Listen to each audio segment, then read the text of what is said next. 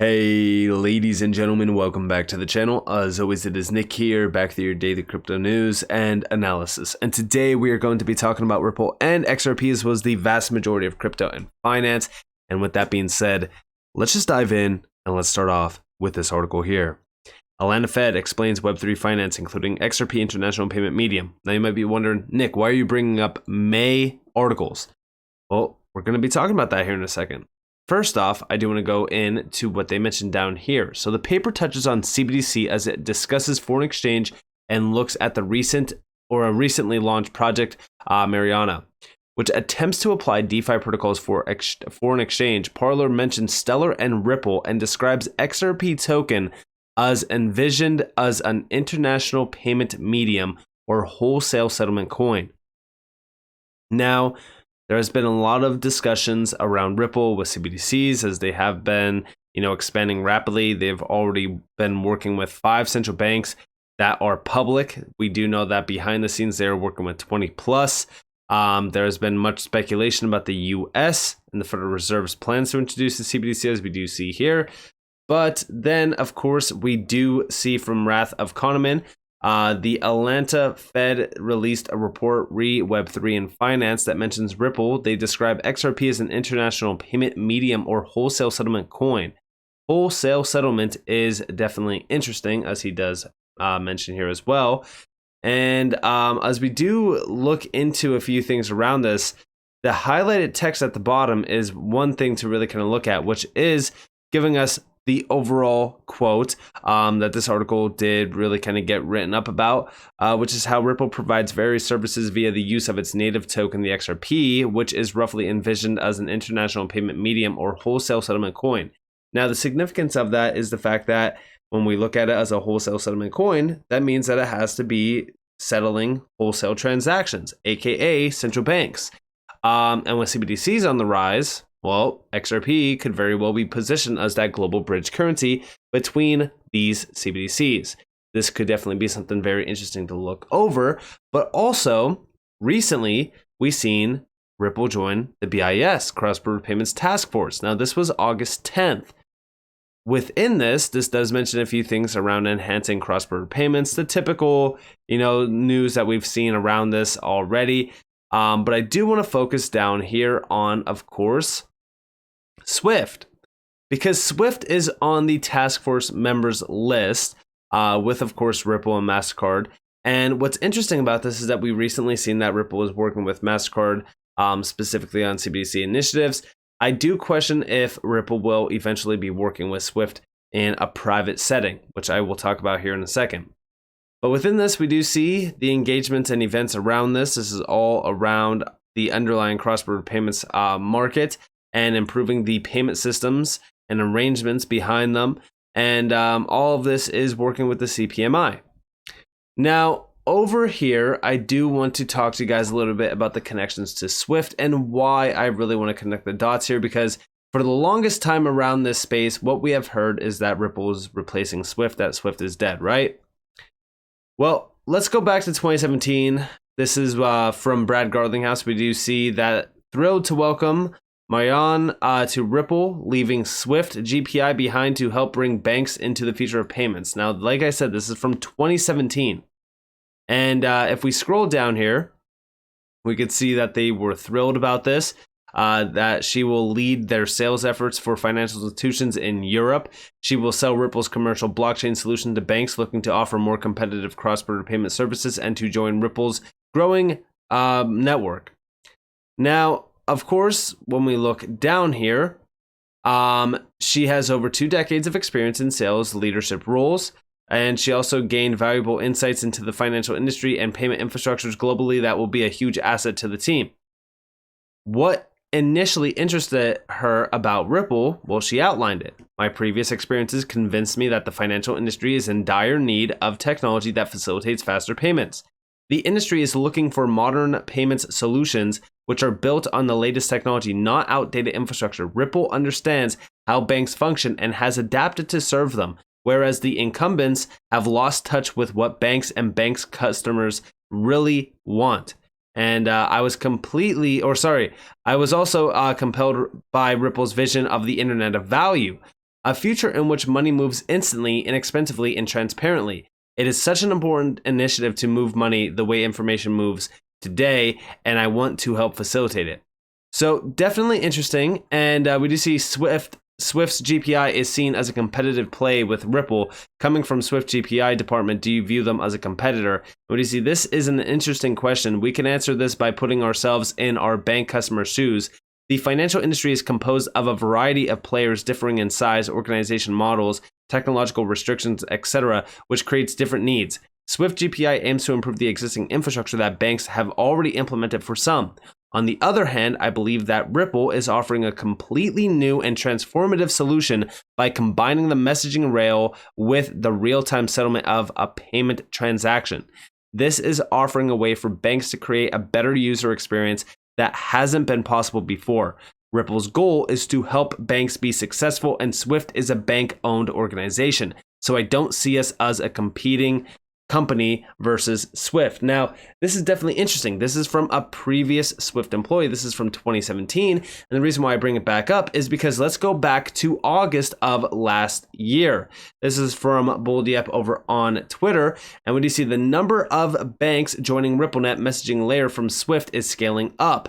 Customers using on-demand liquidity, XRP as a bridge currency, are mostly fintech companies. A lot of banks are watching the crypto space, such as DBS Bank, and this is from Navin Gupta from Ripple. Listen closely. So firstly, almost majority of the banks, and I just want to be very open, are using the messaging layer of the RippleNet, right? Where they're essentially communicating with A and B in a super efficient manner, and that is scaling up, right? Banks are using us more and more across more corridors, right? So for example, they may start with corridor in India, then they say, hey, you know what, I want to use you in corridor in Pakistan, in Morocco, in lots in the US, and in multiple countries around the world. And primarily they were using Swift earlier, and they start to use RippleNet because this essentially allows them in terms of standardized API capability between two institutions, right?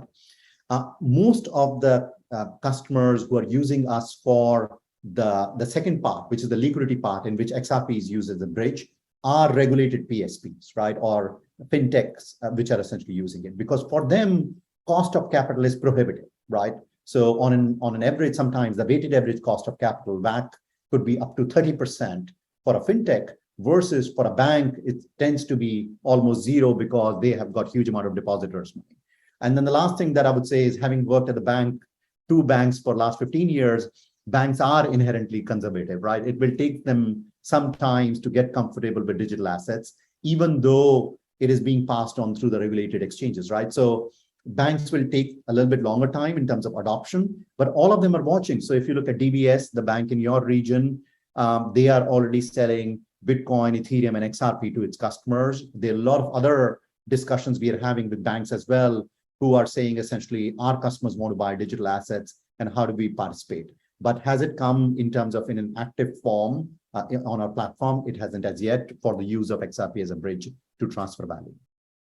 So right now, currently, as we do look at the space, a lot has changed since 2022, but these are significant insights to know about, because what I'm about to read next, well, is right on par with the idea that maybe Ripple doesn't need to replace Swift. Check this out. This is going all the way back to, I want to say, 2017. We do see, hi, Joel. This is David Schwartz. He's mentioning, I hope all is well with you. I know you are beyond busy, so I will keep this brief. Having come across these two articles on the forum regarding Swift, which I'm sure you are already aware of, as someone with a general understanding of your technology, does this development on their part pose increased pressure on you guys as far as what you are offering? And this is talking a little bit about Swift revolutionizing real-time payments, specifically in Australia, and then also changing the landscape around payment technology. And we do see from David Schwartz, he says, we are very pleased to see payments get faster. Our strategy has been to position XRP as a settlement asset. The faster payments are, the more important it is that settlement be fast and cheap as well.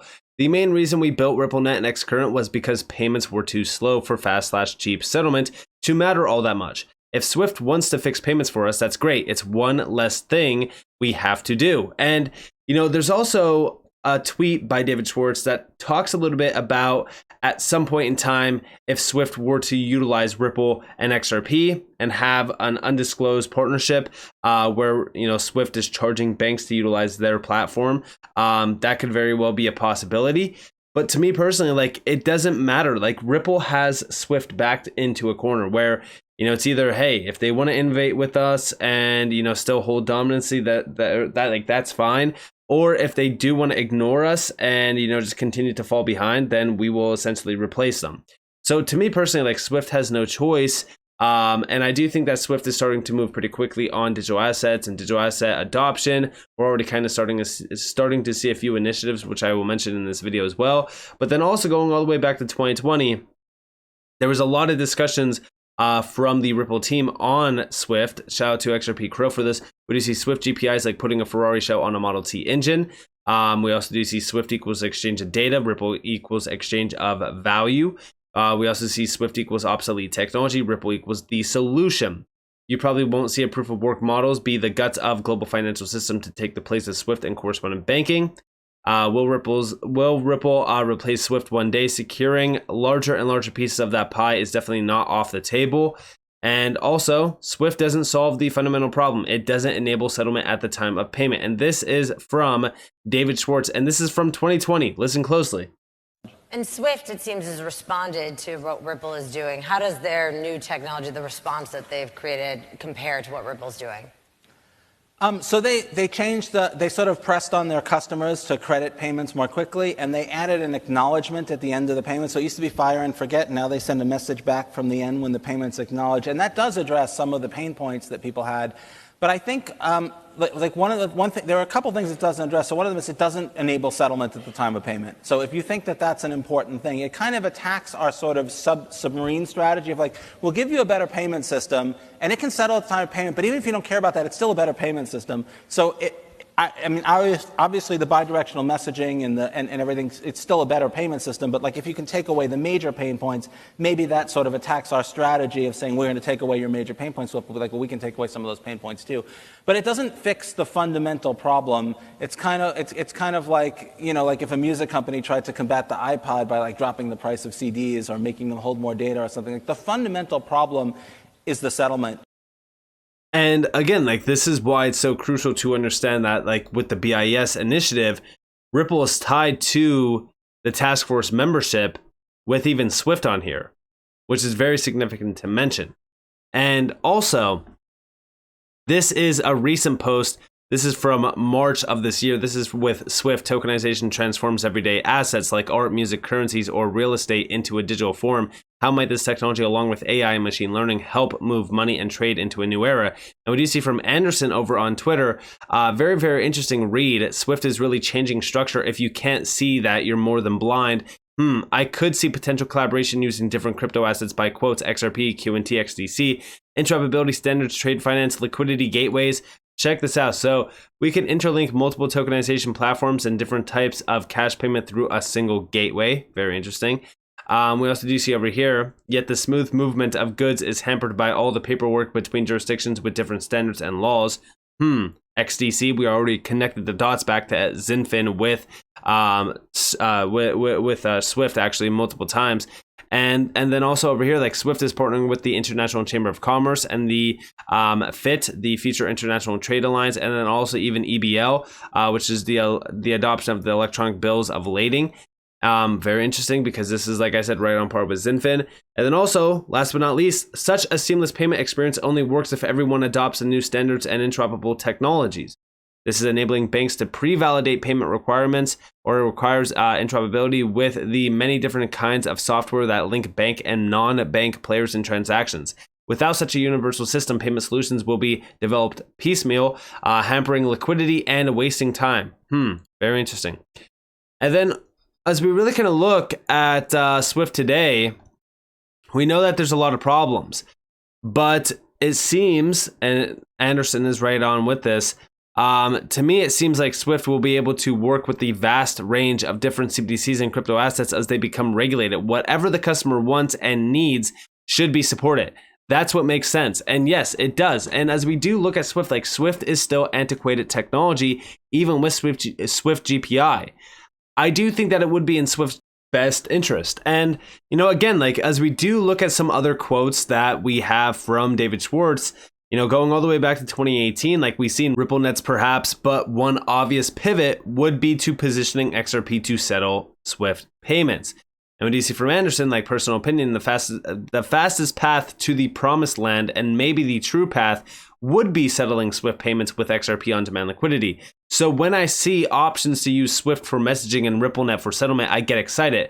Replacing Swift would likely take a long time because it is 11,000 plus financial institutions. And when we look at this, right, like going all the way back to 2022, we've seen Volpay being mentioned here, where you have the choice between Swift and Ripple. And the big question is like, why would anyone want to utilize Swift when you can get the best of both worlds with Ripple? Makes zero sense. And then also, here we have from David Schwartz yet again. This is from 2017. My dream scenario is Swift makes a deal with Ripple where all their banks get to use RippleNet for free, maybe even pay in Swift. Fits our XRP strategy perfectly. And again, like with everything that we have been seeing, especially with, you know, even Swift upgrading their internal systems and talking a little bit about tokenization, digital assets, the wording of some of these articles as well, it really kind of gets you thinking, especially when you have Ripple tied back to organizations where Swift is also on the board. And this is all talking a little bit about improving the interoperability of cross-border payments. And when we go back to the quotes, like all of this was talking about interoperability, how we can, you know, connect everything to one and how we could have, you know, the world of payments upgrade it. I mean, to me personally, like it's all talking about interoperable technologies. And with Ripple tied back to this, it gets you really thinking. And to me personally, like even if Swift isn't going to utilize Ripple and maybe, you know, Ripple is not, you know, working with Swift, me personally, like there's a lot of connections to it.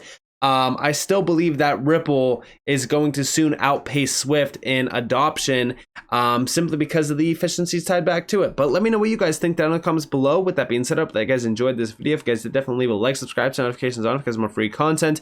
You guys are more than welcome to follow me on Twitter and join me for Discord in the description below. As always, up to you all. Have a beautiful day, beautiful night, wherever you guys are on this world. This has been Nick. Peace out, guys.